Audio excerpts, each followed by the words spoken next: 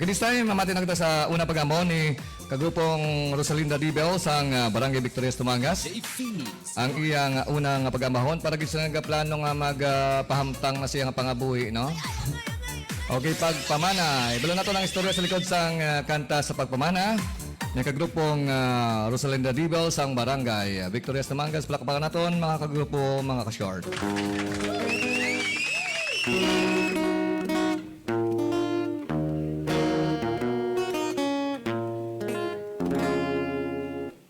Wala pa tumambong sa akon memorya. Mamagupot ako, ginatawag magugma. Dilin sang amay ko, sang siya buhi pa. Mamagtiner ako sa pagkadalaga. Anay sa muli, amay ko gahita. Ya ako tinawag, minamahal kong bata. Palapit sa akon, anak kong palangga. Kay may iga siling, mawala sindagta. Anay sang uli, akong siya pinalapitan. Ya ako inutikan, wala ka bati ang iban. Pananglit may gusto, mga kauturan.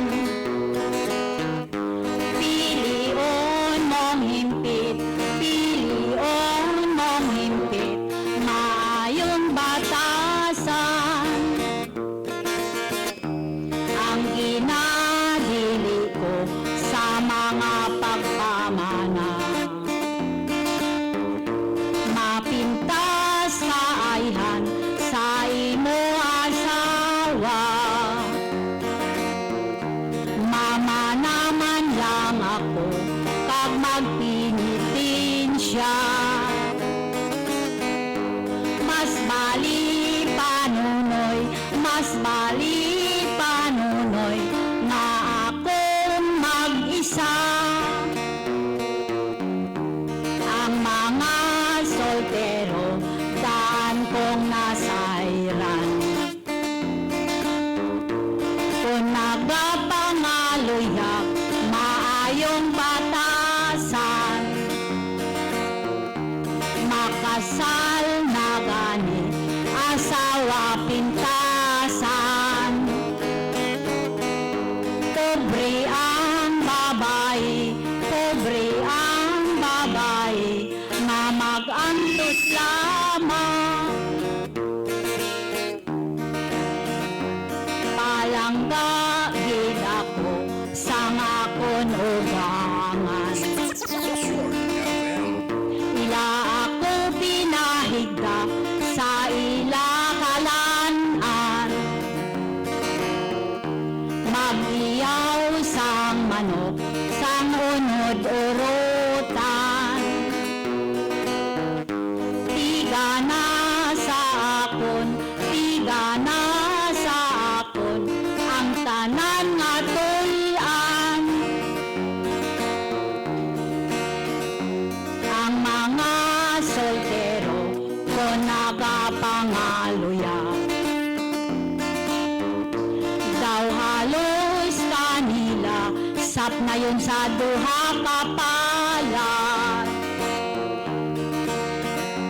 Matapos na gani ang ila kaluya. Ikaw imarites,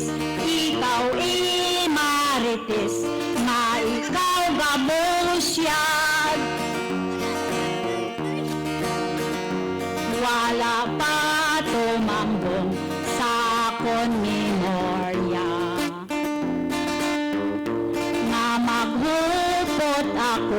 ginatawag nga gugma.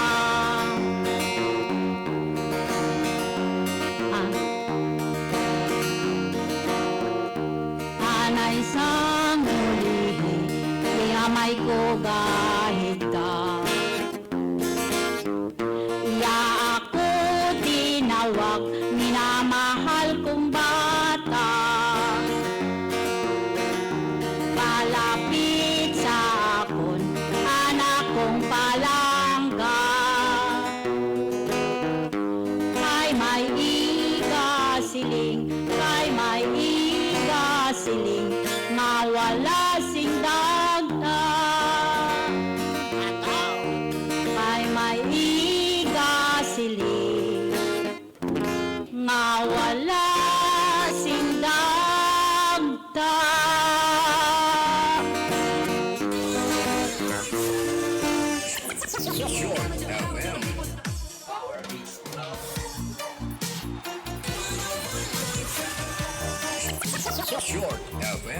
Okay, salamat kid kagrupong Rosalinda Dibel sa istorya sa pagpamana.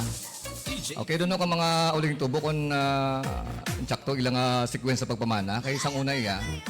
Okay, uso pang pamalahi, no? Pamalahi.